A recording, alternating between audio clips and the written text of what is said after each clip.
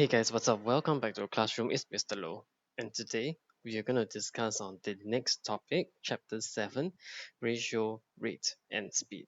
Now, some of you have told me that you have seen how a ratio looks like and you have worked with ratios before in primary school. Well, some of you have not, right? So it's fine. Today we're going to take it very, very slow, okay, just to get you into the idea of what ratio is so that you don't make mistakes, and you're familiar with it. Okay, so let's get right into it. Okay, for this lesson, you're going to learn what is ratio, the idea of a ratio, okay, and you're going to find the ratio of about 2 to 3 quantities, maximum 3, okay, maximum 3, and express the answer in the simplest form. Now I'll explain what is it about. Okay, so today just these two focus first. Okay, so first of all, what on earth is a ratio? And a ratio is a comparison of one quantity with another quantity. Please highlight this. All right. So the idea here is, it's just a comparison. For instance, I want to know, what is the ratio of boys to girls in a class. Okay. Now, if I want to find I just want to compare, right? I want to compare how many boys to how many girls there are in a class. Let's say in a class of 40 there are 25 boys. Okay, so let's say there are 25 boys, and in a 40 there are 15 girls. Okay, so let's say there are 25 boys and 15 girls. Then I would say the ratio of boys is to girls. Okay, we use the symbol dot dot, a colon, to represent ratio, okay, to tell people that we are talking about a ratio.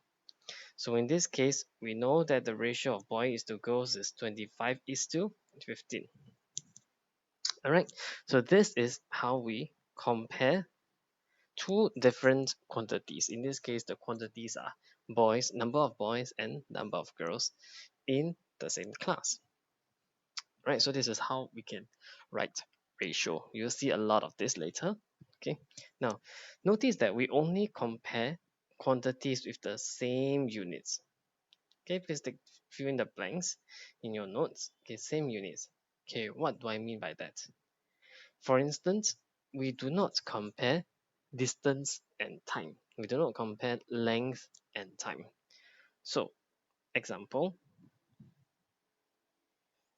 we do not compare 1 meter is to 1 second.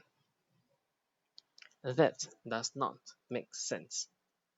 This does not make sense in terms of ratio. We can only compare, for instance, 1 meter is to, for instance, 10 meter. Now this is fine. Why? Because we're comparing the same units, okay, the same type of quantity. We're comparing length against length. In the example above, we're comparing length and time. These are totally different quantities. We don't do that in ratios. All right. Now, as I said here, the only exception is if we are concerning only numbers. What do I mean by that? For instance, if I can compare 5 apples is to 3 oranges. Well, one is apples and the other one is oranges. Technically, they're kind of different things, but we're only comparing the numbers. In the same way as we are comparing number of boys is to number of girls. Boys and girls are totally different creatures altogether, but we are only interested in the numbers itself. Then fine. In this case, the number itself has no units. For instance, the number of boys is 25. It's just a number. There are no units. So in this case, we are comparing something that's no units and something that's no units. So it is fine. All right, and this brings me to my next point. A ratio does not contain any units. So for instance, if I write, 1 meter is to 10 meters. So let me write down below. 1 meter is to 10 meters. Technically, I don't need to write the units. I can instead just write 1 is to 10. No problem. Because, why is that so? Because we are only comparing the same units. So meters and meters, they are the same units. Technically, I don't need to write them. Okay, I hope that is clear. So again, if we are comparing two things of the same units, which we should, ends up a ratio does not contain any units. Okay, I hope that's clear enough. Okay, if yes, then let's move on. If not, just rewind the video and take a look again. All right. So we're gonna compare two or more quantities. Okay, by writing them in ratio. So let's say the question asks for the ratio between, bats and balls. Okay, can be a badminton bat is to balls, right? So here we have number of bats is 3 and number of balls is 4. So we can write ratio of bats is to balls is 3 is to 4. We can also write balls is to bats, the ratio, okay, depending on what the question asks, is 4 is to 3. Quite a simple concept, yeah. So the whole idea is just we use this colon to represent comparing of ratio. Okay. Now, this is just comparing two quantities that are just numbers. Remember, I said number of something, the number of something, like number of boys, has no units to begin with. So, but what if we are dealing with things that have units? Now, in this case, R, S, and T, they are length units. As you can see, cm, mm, and meters itself. Now, remember, in the box here, we must have the same units for all the quantities that we are comparing in ratios. In this case, let's look at R and S, for example. R is in cm, while S is in mm. Even though these are length units, they are totally different units, as you can see. So when we are dealing with, length quantities that have different units, you need to convert the units from one to the other. That means both the units must be the same units. That means in this case, let's look at the first example. Let's dive straight into the first example. We are told to compare R and S in a ratio. Now, since R is in cm and S is in mm, I choose to convert, in this case, R, I convert from cm to mm. Okay, now, of course, in order to do that, I must recall that 1 cm is 10 mm. So this kind of things will not be given in exams. You need to remember yourself. So 1 cm is 10 mm. I am converting R, the 15 cm, into 150 mm. Okay, now after I've done that, you realize that, you know, R and S now have both the same units, which is mm. All right, so in this case, I can now compare R and S in a ratio 150 is to 160. Now notice I don't need to I don't need to write down the units anymore because they are the same units. And as we have discussed earlier, a ratio does not have any units. All right, so let's carry on from here. R and S is 150 is to 160. Now, in the next step, I need to express, and I should always express ratio in its simplest form. What do I mean by that? From 150 to 160, from this line to this line, I can divide both by 10. Okay, you can write this down as a side note. I'm dividing both numbers by 10 to give me 15 and 16. Okay, so the next question is, after 15 is to 16, can I further divide them by the same number to give me a simpler ratio? Well, the answer is no, because that same number that we divide both numbers by should be a common factor. In this case, 10 is a common factor between 150 and 160. Okay, but 15 and 16, they no longer have any common factors. So we leave the answer as it is, 15 is to 16, and we are done. Now, some of you at this point might ask me, Cher, in this example, you choose to convert R from cm to mm. Can I instead choose to convert S from mm to cm? My answer is yes, definitely yes. So here we can do this, or this is another way to do it. I'm converting S from mm to cm. Well, 1 cm is 10 mm. So 160 mm is 16 cm. And therefore, both are now in cm. Yeah, R is in cm. Over here, R is in cm. And now I've converted S into cm as well.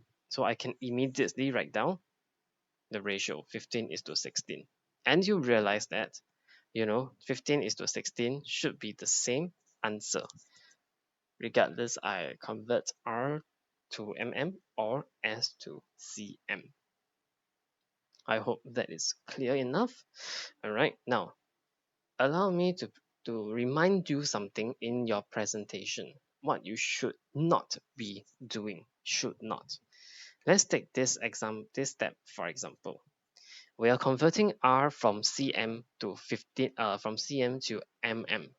What I foresee a lot of you will be doing wrong. R equals to 15 cm. No, you don't even write the units. Equals to 15 equals to 15 times 10 equals to 150. I know you're trying to convert from cm to mm, but can you see the problem? This is ridiculously wrong. What is wrong with this? You're telling me that 15 equals to 150. Okay, you're telling me in this way that 15 equals to 150, which is absolutely wrong.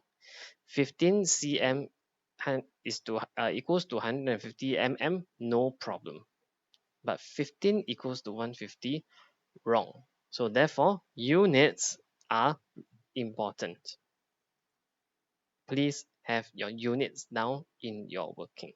If I see any of this 15 equals to 150 types of working, I will immediately give you a big fat zero because clearly you do not know what you're doing. Okay, I hope that's very clear. Okay, so the next one is a bit more troublesome, is a bit more challenging. Okay, we are converting and we're comparing S and T. Let's take a look. S and T. Now, S is in mm, while T is in meters, right? As you can see over here at the center in the question. So again, there are different units and we need to convert from one to the other. So we are converting either from mm to meters or meters to mm. Now, this is when things get really, really difficult. Let's take a look. Now, I choose to convert from meters to mm in this example. So I recall that 1 meter is 100 cm, while 100 cm is 1000 mm. So 1 meters is 1000 mm. Notice that I write the units. So I do not write something stupid like 1 equals to 1000. Okay, now, so once I know that 1 meters is 1000 mm, I'm going to convert T from meters to mm. Okay, by multiplying by 1000, and I get 410 mm. So now that T is also in mm, all right, I can now compare S and T together. Yeah, so I write S is to T is 160 mm. Yeah, because S is 160 mm. 160 is to 410. All right, then of course, not forgetting to reduce the ratio to simplest form by dividing both sides by 10. All right. So express in the simplest form. Once you have that, I am done. Okay, we are done. Now, if you're willing, you can try to convert S from mm into meters. Here I'm converting T to mm, right? You can try converting S from mm, right, from mm to meters, so that you can compare the answers. At the end, you should still be getting 16:41. I really urge you to try. Reason, you must be familiar of how to convert units from one to another. Okay, in case you're not too sure how to do it, let me write down by the side. Now, we know that from here, 1 meters is 1,000 mm. 1 meters equals to 1,000 mm. Then my question is, 1 mm is how many meters? How many meters is that? Well, the answer is 1 divided by 1,000 meters. Okay, so with this, you can try to convert S into meters and then compare it with T in a ratio. See what happens, yeah? But it might be difficult. So try your best, all right? Let's move on. Okay, we need to convert, we need to compare R and T now. Okay, this one I think is a bit simpler. Okay, R is in cm while T is in meters. So I would try to convert from meters to cm. Okay, so I recall that 1 meter is 100 cm. Okay, this one you would try yourself. Pause the video and try it yourself now. The answer is you should be getting 15:41. Okay, I will not go through the answers. You should try yourself. If you didn't get the correct answer, you can raise this question during class next week. All right, so I hope you're done with I hope you got the correct answer. Let's move on. Now, this is when things get complicated a bit. There are three quantities, T, R, and S, and we are told to compare all the three quantities side by side. Okay, we have been dealing with comparing two quantities. Now we're doing three, putting them all together in one row, right? And the maximum you would have to compare is three quantities. We don't need to compare four or more quantities, yeah? Okay, so when we're comparing three quantities, remember that we must have all of them must be in the same units. Okay, so convert to the same unit. Okay, now, so let's go back to the question itself. T is in meters, R is in cm, and S is in mm. Yeah, so which units are we going to choose as a basis for comparison? Well, I would say either one, so long as you know how to compare. You can choose to compare them all in terms of cm, all in terms of mm, or meters, up to you. In this case, for my working, I choose to compare them in mm. Okay, you can do either one, no problem. So no choice, I have to convert R into mm, okay, from cm to mm, which we have done just now, all right, by multiplying by 10. S is naturally in mm, so we don't need to do anything about it. And lastly, convert T to mm, which is also something we have done just now. So I'm just using the results that we already obtained earlier on. Okay, so now that they're all in mm, great. I can now write them, compare them side by side. T is to R is to S is 410 is to 150 is to 160. Not forgetting to reduce to simplest form. Okay, so I'm dividing all of them by 10. Here is also divided by 10, yeah. You need not write all this down. You need not, yeah. You can, to help you, you can do it in pencil. There is no need to Okay, this is not part of the working. You just need to present the simplest form answer at the end of the day. 41 is to 15 is to 16. Is there any common factor? Answer is no, fortunately, right? But you've got to be sharp as to whether there are common factors or not. Okay, if there is, and you did not further divide, all the numbers by that common factor, then your answer is wrong, and you get 1 mark deducted. Yeah. Okay, so please be alert. Okay, so I hope you understood this. This is comparing three quantities in a ratio, which is pretty troublesome, I have to say. Okay, okay, moving on. Now, this part is interesting, but is is a place whereby you can make a lot of mistakes. Okay, so let's do this very slowly. Okay, in this part, the title is writing ratios as fractions. Okay, as the name suggests, we can write ratios as to the form of a is to b, a dot dot b, as a form of fraction, in the form of a fraction. So let's take a look. Ratios may be expressed as fraction when there are only two quantities. Only two quantities. Why? Why is it only two quantities? Reason? Because fractions usually only have two numbers, a over b.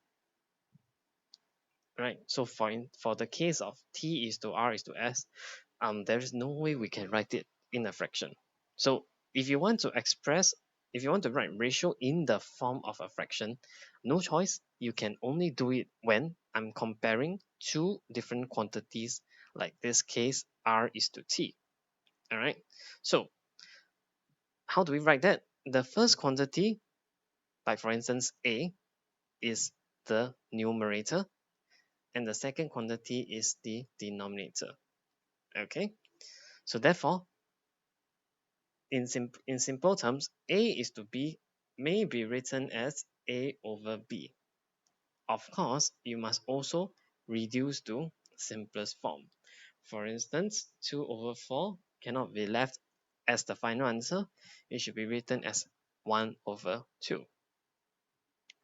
Now, at this point, I need to issue a very stern, very, very serious warning. Please take note. Please write this down somewhere. Warning.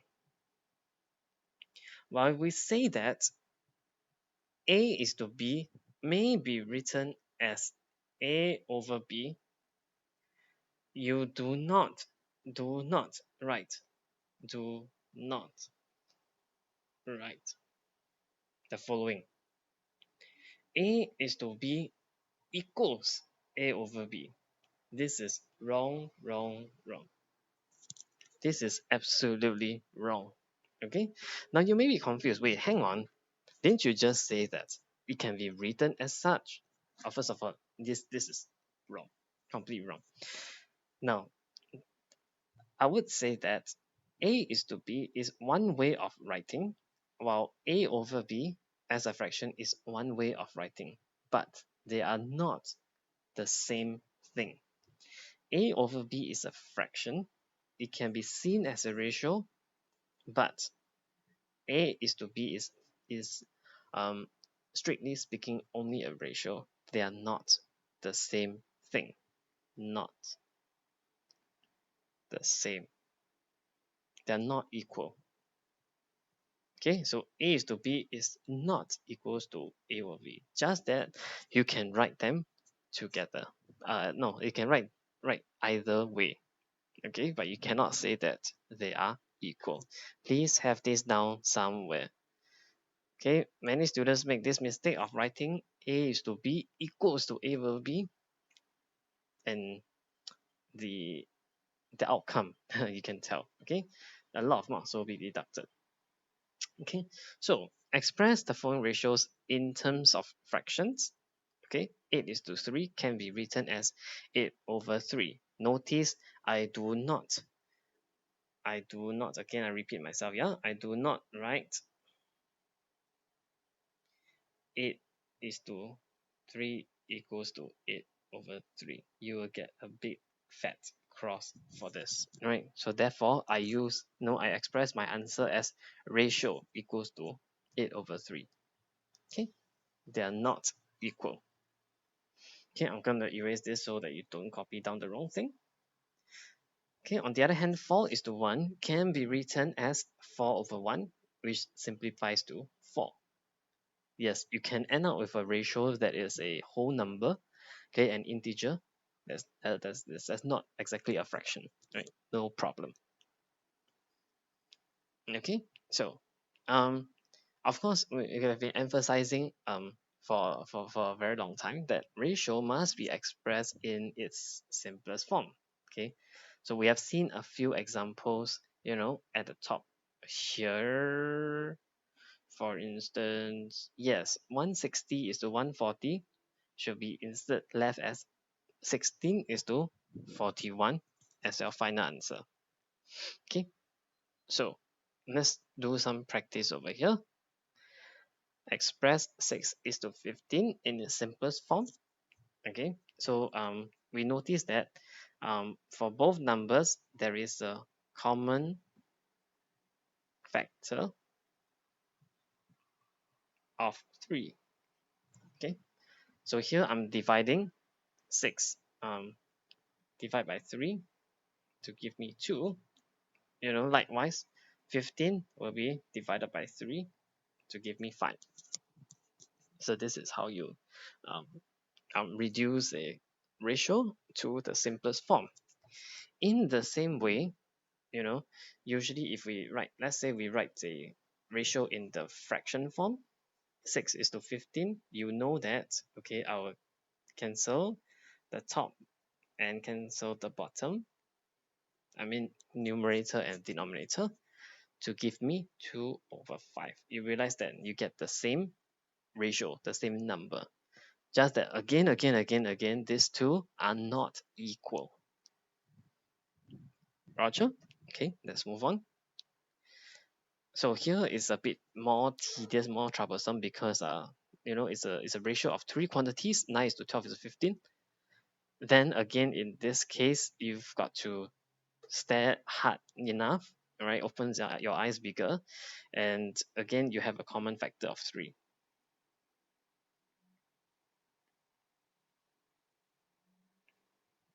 Okay, so I'm gonna divide all the 3 numbers separately by 3 to give me 3 is to 4 is to 5.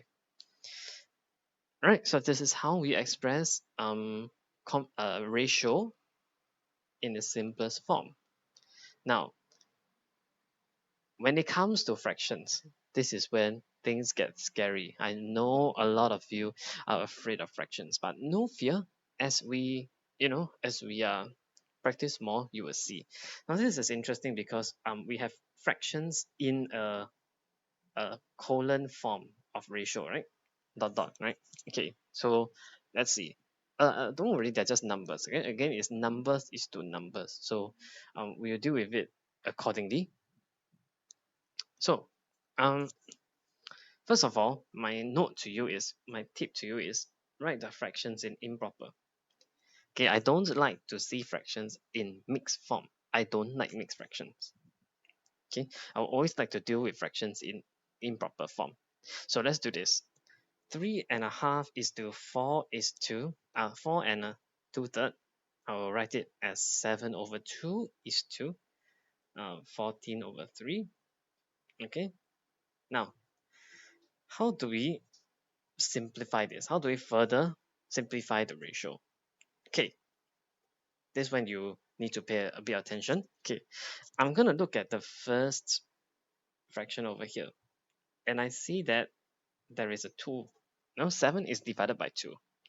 Now I will want to get rid of this divide by 2 thing, this over 2, by multiplying both sides by 2. So remember, whatever you multiply on one side of the ratio, you must also multiply to the other side, yeah? So I multiply both sides by 2 to essentially get rid of the 2, below the 7. Okay, so I've got 28 over 3 as a result, you know for multiplying 14 over 3 by 2. Now, is it done? No, I'm still not happy because I see there's a 3 over here. I'm still not very happy about it. So what can I do? Well, if you follow the way that I do things, I'll multiply by 3 to get rid of it. Okay, I'll multiply by 3 to get rid of the denominator 3. And so I got 21 is to 28. Now again, at this point, I need to remind myself, is there any common factor between 21 and 28? Is there? Yes, there is. So I need to further simplify because 7. 3 times 7 is 21. 7 times 4 is 28. Okay, so over here, I'm dividing both sides by 7. So you need to be sharp, huh? That's all I can say. Okay, so you have your final answer as 3 is to 4. It's a very nice, ratio. It is whole numbers. Okay, it's very nice. So we have converted, something messy, a mixed fraction is to mixed fraction into something that is neat. Okay. Okay, moving on. Here we deal with decimal places in ratios. Yeah, in the semicolon form, not as a fraction form. Okay. So 0.25 is to 0.8. Now from this step, from in the first step, can you see how I got this? 25 is to 80. Well, I simply multiplied both sides by 100. Okay, so from here to here, I multiplied by 100. From here, pardon the math, from here to here, multiply by 100. So how do I know I need to multiply by 100? Let's take a look here. Okay, before we carry on copying the answer, let's take a look here. Now I have 0.25. Yeah. Okay, I want to somehow transform this into a nice whole number. What number is that? Well, it can be 25, right? It can be 25. It can be also 250, but I choose 25 because it's small. Because later I still have to further simplify the ratio. So I choose a nice whole number 25. So how do I get from 0.25 to 25? Right, so here, remember, I need to shift 2 decimal places, isn't it? So in order to do that, I multiply by 100 to give me 25. So this is how I got multiply by 100. Okay. Yeah, so by multiplying by 100, I've shifted the decimal places by 2 places. Okay, so 0.8 becomes 80. Then I must always remember to reduce this to the simplest form. Gonna get rid of this. Okay. Okay. So I gotta remember to reduce this to the simplest form by dividing both sides by 5. And we are done. Okay, so the key to dealing with decimal places is to shift, the decimal place such that you get nice whole numbers. Okay, by multiplying both numbers by 100, 1,000, 10,000, whatever. Okay. Next. Okay, so for all these examples here, you're gonna try on your own, and we will discuss during class, during lesson time. But I'm just gonna show you 1 or 2 examples over here. Okay. Oh yes, before that, pardon me, forgotten something. Now there's a tip for you to find out whether there is a common factor. So just now I was staring at 21 is to 28, and I wasn't sure whether there is a common factor, so that I don't know whether I should further simplify the ratio or not. Now if you stare at the number for a very long time and still cannot figure out, one tip for you to figure out is, pro tip, instead of writing 21 is to 28, you can think of 21 is to 28 as, of course, they are not equal as 21 over 28. Am I right to say that, right? Whoops, my bad. Okay, 21 over 28, because, well, they're just two different forms. So if I have this form, I can simply press it into the calculator, right? And the calculator would return me the simplest form, right? Because if you have pressed 2 over 4 into the calculator will return you 1 over 2, the simplest form.